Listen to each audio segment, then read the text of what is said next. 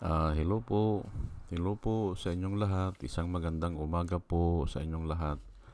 Ngayon po ay 30 ng September 2024, September 30, 2024. At ang oras po dito sa Los Angeles, California ay alas 6:33 ng umaga. Monday at nais ko lang mag-vlog patungkol dito sa mainit pa rin na balita kay Garma at saka kay Leonardo, Colonel Garma at saka Colonel Leonardo. Marami na ang nagsasabi na kailangan kasuhan na sila ng murder o buksan yung kaso sa pagpatay kay Wesley Barayuga. Yung kwan po yan, attorney ng PSC, board secretary ng Philippine Charity Sweepstakes. Retired kwan pala ito, retired Major General ata. Opo, at Class PMA 1983.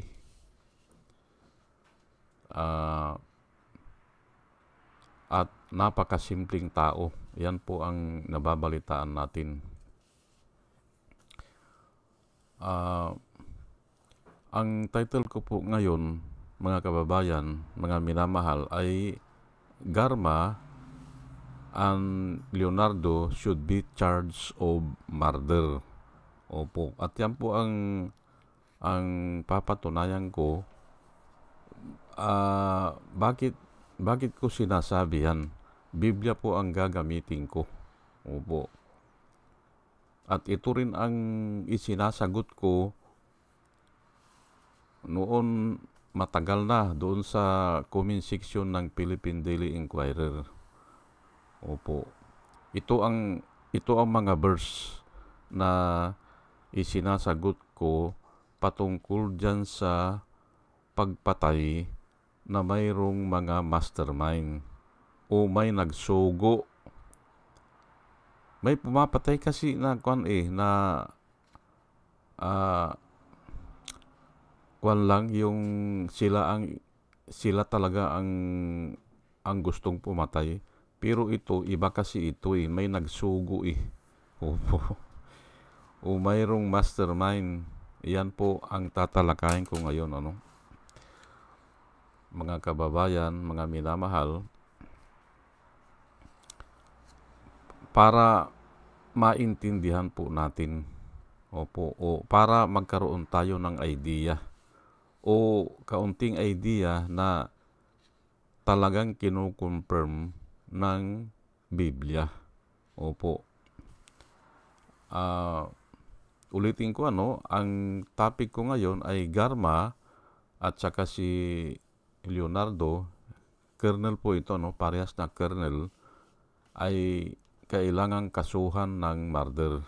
Ayan po ang ipapaliwanag ko ngayon. Pero bago ang lahat ay, mga kababayan, mga minamahal, ay hayaan nyo muna na pasalamatan ko muna itong batch number 2 ng mga natin, yung sumusuporta sa atin. Ito po sila, salamat po sa inyong lahat. Si Pussycat, si Doris May, si Antonino, si Ronel, si Ibe Cumpio, si Joey Valenzuela. Salamat po sa inyong lahat. Third pangatro, user NB, Parot, Pabs Naranja, Romel Solier, Padua Lloyd Trabiel, Andre Sanario, Jonah Canao, Rosana Kawili, Ber Orozco, Ernie Caliago, Christine Joranas, Digna Umali. Salamat po sa inyong lahat. Jolie Antan, Jose Labir Niabot, Andy Gimpaw, Yoser GH, RC Guillermo, Joseph Angelo, Mayra Medina, Rafael Aquilato, Mayit Hincio, Dio Yanong, Bilya Lagueño, Misteriang Toy, Imelita Roa, Monica Dungsao, Richard Jamora, User KK, User XQ, Nelson Nukop, Salvacion Akisar, Sinaida San Andres, Joey Chavez, Ramon Jr. Rojas, Hael Villarreal, Rose Jack Normi,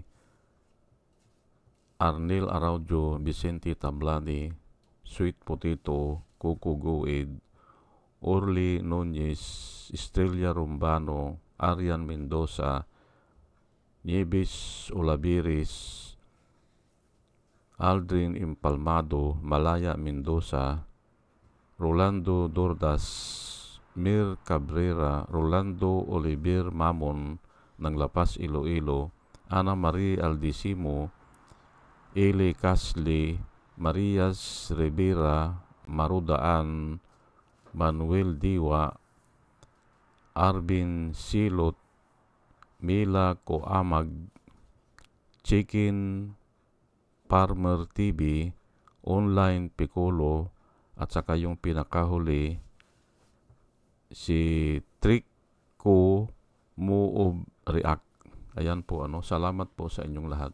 At ito naman po ang mga vloggers na nirirekomenda ko po sa inyo na ating subaybayan at suportahan o panoorin palagi.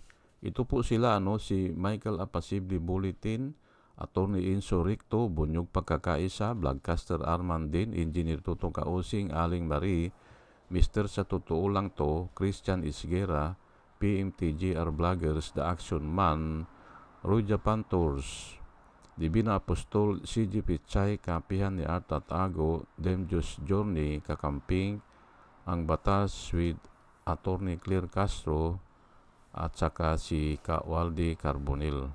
Ugaliin po natin na makinig sa kanila at suportahan po natin sila.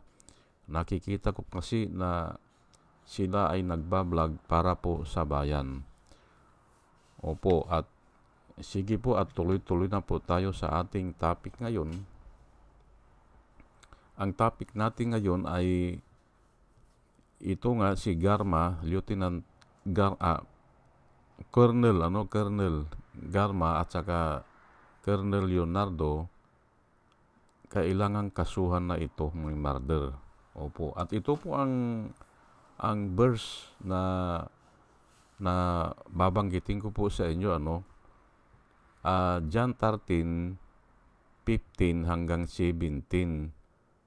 Patungkol po ito na yung nagsugo ay higit na dakila doon sa isinugo. Ganun po yan. Yung pumatay ay si alias Luloy, hindi ba? Yung bumaril kay doon sa board secretary ng PCSO, hindi ba? O alias Luloy ay may nagsugo sa kanya at ito nga ang mastermind, itong dalawa na ito. Ayan, kaya babasahin ko lang po yung Bible verse John chapter 13 verse 15 hanggang 17. I have set you an example so that you should do as I have done for you. Yan po ang sabi ni Jesus Christ. Si Jesus Christ po ang nagsasalita po dito, Truly, truly, I tell you, no servant is greater than his master, nor a messenger greater than the one who sent him. Ayan po, maliwanag po, hindi ba? If you know these things, you will be blessed if you do them. Ayan, pinapaliwanag po dito ni Jesus Christ na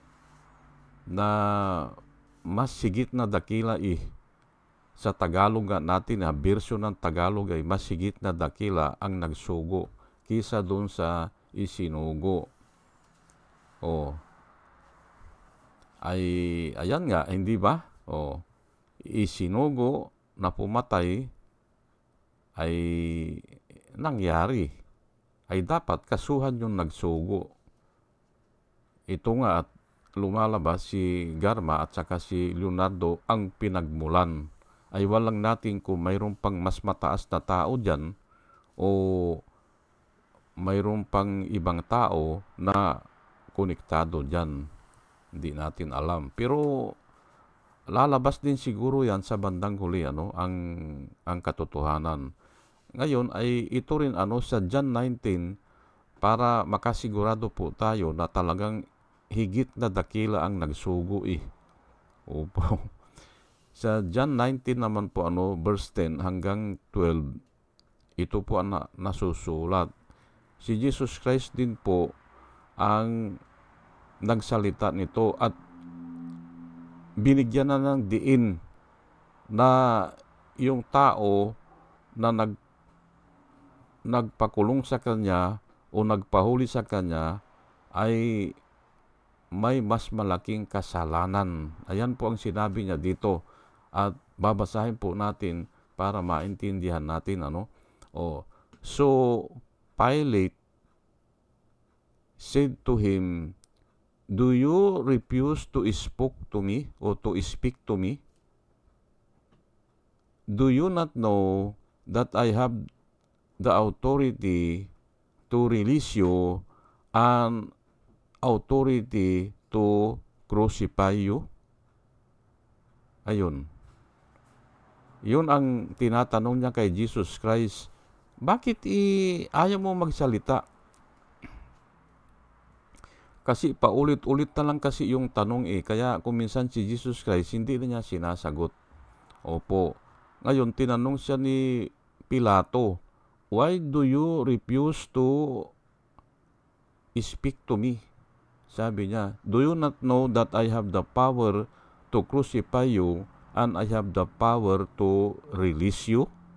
Yun ang tanong ni Jesus Christ.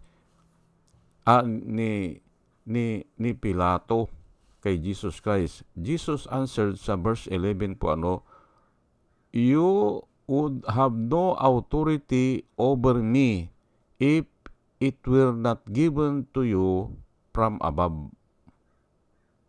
Therefore, ito na nga sinasabi ko, therefore, the one who handed me over to you is guilty of greater sin. Ayan po, maliwanag po yan. Mas malaki ang kasalanan nung nagsugo o yung nagpromotor o yung mastermind. Ayan po, hindi ba? Babasahin ko lang ulit pero in my own language Jesus answered, "You could have no authority at all over me if it is not given to you from above."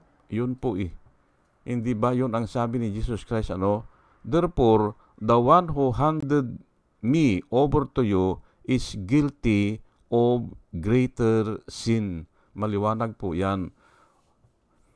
Mas higit na dakila ang nagsugo kaysa dun sa isinugo. Kaya mas malaki ang kasalanan niya. Ayan po Kaya dapat kasuhan itong dalawa na ito na kung saan ay sila ang itinuturo na pinagmulan ng pira at pinagmulan ng utos. Di ba? From then on, Pilate tried to release him. But the Jews keep shouting, "If you release this man, you are not a friend of Caesar. Anyone who declares himself as a king is defying Caesar." Ayan po, medyo nahaluan na po ng politika. Hindi ba?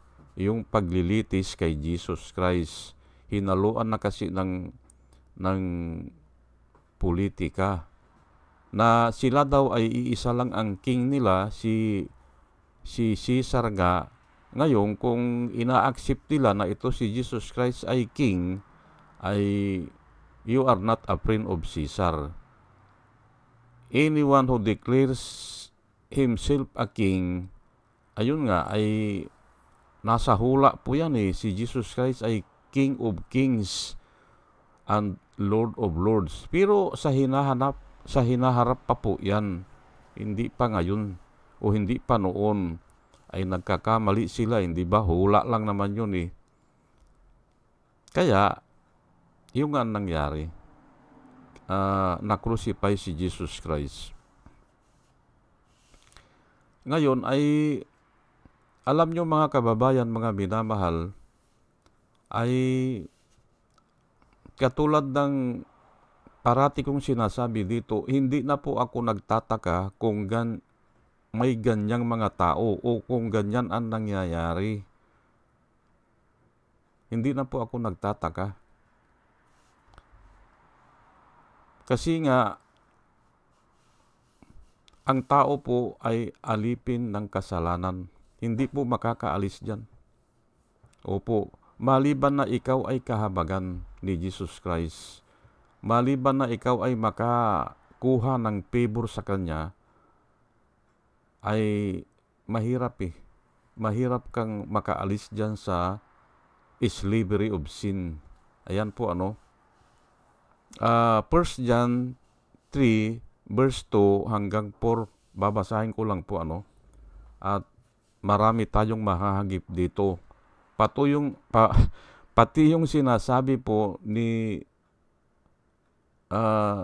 Ronald de la Rosa na lahat tayo ay anak ng Diyos. Mahagip po dito O yung sinasabi ngayon ni Kibuloy na lahat naman tayong kanya anak ng Diyos yun ang sinasabi. Pero hindi po ganun ang sinabi niya. Appointed po siya. Appointed son of God. Ako po ay madali po ako makakita ng yung mga salita na tinatanggal. Opo. O kaya inaad, o kaya pinapalitan. Madali po. Ang sinasabi po ni Kibuloy, siya ay appointed son. Pero ang sinasabi naman ni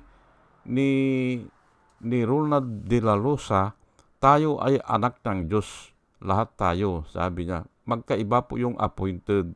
Pero nanggaling na rin po yan kay Kibuloy. Kasi nung bago siya nahuli, mga siguro ilang linggo bago siya hinuli, ay ang sinasabi na ganun na rin lahat naman tayo kanya son of God Hindi nyo lang kasi naintindihan, sabi niya. Kaya yun na rin ang sinabi ni Ronald de la Rosa. Hindi ba? Ay ngayon, ay basahin ko lang po ito. Beloved, sabi po ni John,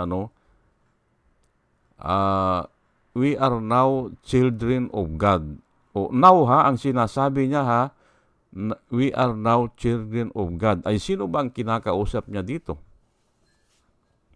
Ang kinakausap niya po dito, yung mga members ng kongregasyon o yung mga tauhan niya o yung mga disipulo niya o yung mga nananalig talaga kay Kristo. At malamang hindi naman siguro lahat, pero ang sinabi niya ay we are now children of God. Pero sigurado ako na ang sinulatan niya dito ay mga members niya. Opo. We are now children of God. And what we will be has not yet been revealed.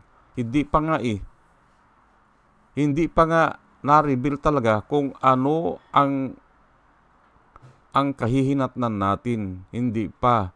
Pero okay na, ay sinasabi na niya na we are children of God. Pero inuulit ko ito yung mga sumampalataya kay Jesus Christ. We know that when Christ appears, we will be like Him, for we will see Him as He is.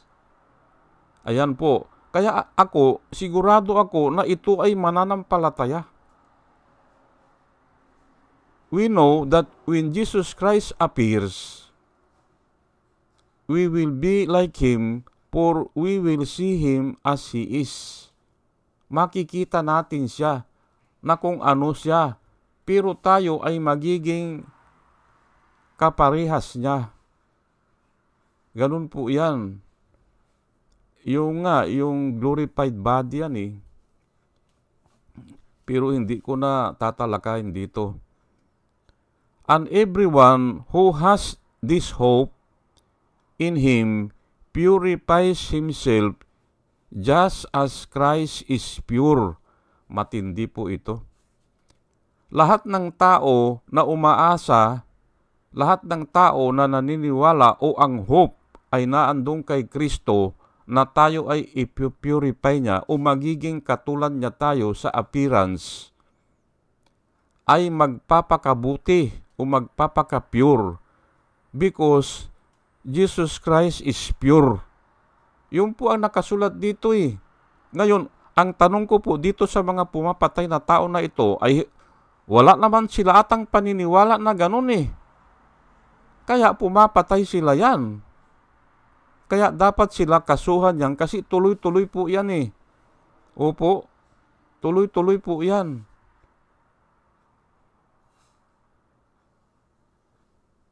Everyone who practice sin, practice lawlessness as well. Tuloy-tuloy po yan eh. Maliban na nga na ikaw ay kahabagan ng Diyos. Kung hindi ka kinahabagan, hindi ka magbabago.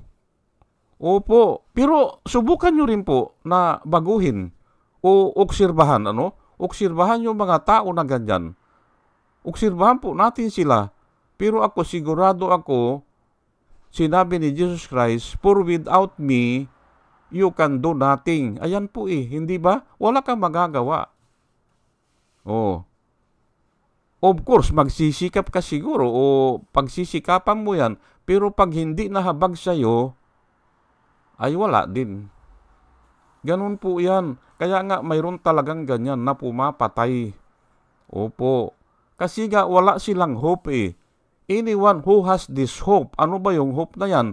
Yung nga kung nag-appear si Jesus Christ a second time around, ay makikita mo siya at tayo ay magiging katulad niya. Kung glorified body siya, ganun din tayo. Anyone who has this hope will purify himself. Napakaliwanag po yan. Magpapakabuti. Ang nakasulat po doon sa Daniel, sa darating na mga araw, ang mabubuti ay magpapakabuti. Ang masasama ay magpapakasama. Intindihin nyo po yan, para maintindihan nyo itong pinapaliwanag ko dito. Pero hindi ko na kinopya yung kasi mas maganda ito eh. Itong 1 John 3 verse 2 hanggang 4. Oh. Hindi ba? Kaya dapat yung kasuhan yan. Huwag po kayong madala doon sa paiyak-iyak o parang maamong tupa, hindi ba? O yung kunyari wala silang alam o inililigaw nila ang mga tanong. Ganun po talaga eh. Pero hindi natin alam, baka yan ay gumagalaw na yan para patahimikin yung iba o patayin na naman yung iba. Ganun po eh. Ang pagkakasala po, ang kasalanan ay kailangan na naman ng isang kasalanan. Kasi iniisip nila, pagpatahimikin o patayin yung iba ay matatakot yung iba ay oo nga ay pero may hangganan po yan eh. Yan po. At Diyos po ang pinakamakapangyarihan sa lahat. Yung mga kapangyarihan po na ganyan na sila ay colonel o sila ay na-assign sa magagandang posisyon, pansamantala lang po yan. Pansamantala. Opo. At nais ko lang ulit-ulitin ito, Everyone who has this hope, yun nga, yung pag-asa o yung paniniwala o yung faith na yan, na yun nga, yung pagbalik ni Kristo o pagdating ni Kristo ay ikaw ay mararapture eh. Kung sumasampalataya ka sa Kanya. Kung hindi, hindi ka kasama. Opo. Yun po yan. At kung nag-appear si Kristo, makikita mo siya.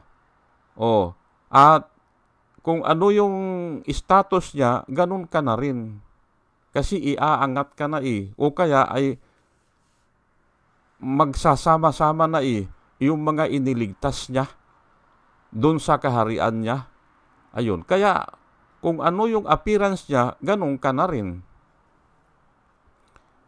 Ganun yan. Samantala ay yung hindi nailigtas ay alam naman natin, hindi ba, na wala nang pakialam sa kanila ang Diyos. Wala na. Kasi nga, doon na sila sa impyerno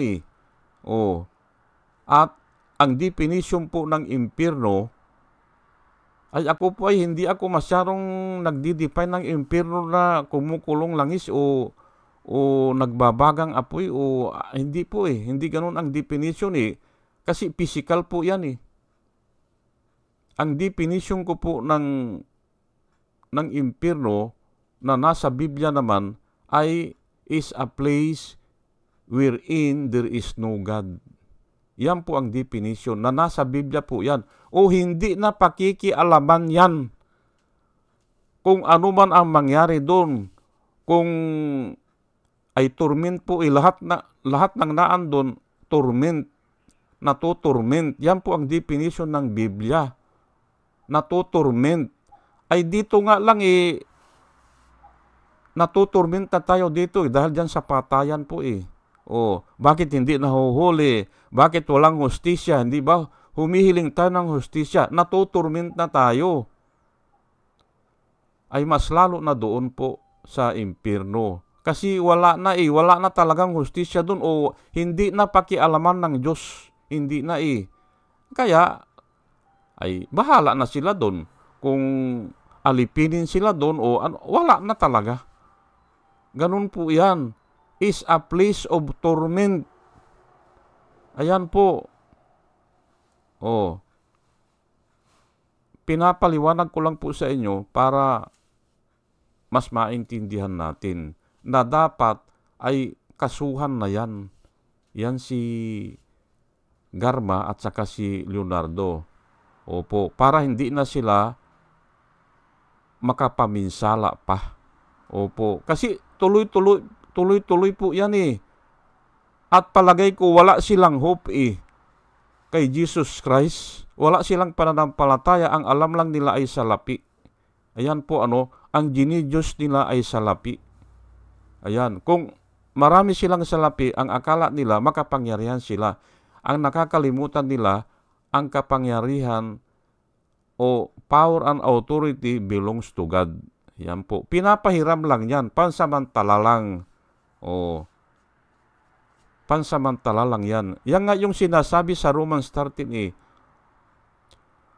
Obey government authority because there is no authority that is not established by God. All authority that exists now is established by God. Ayan po. Pero sa akin, ang gagamitin ko is allowed by God or permitted by God. Pinipirmit lang nga yan. Pero bandang huli ay pagbabayarin din niya. Kasi kontrolado pa niya itong mundo pinakikialaman pa niya ito. Pero pagdating sa impyerno, wala na. Ayan po sige po mga kababayan, mga minamahal, at sana tayo ay may natutunan at dinadalayan ko po sa Panginoon na sa ating pakikinig ay magkaroon tayo ng wisdom na nanggagaling sa Kanya. At muli mga kababayan, mga minamahal, isang magandang umaga po sa inyong lahat. Good morning po sa inyo. Hello at salamat po sa inyong pakikinig. Salamat po sa inyong lahat. Salamat po.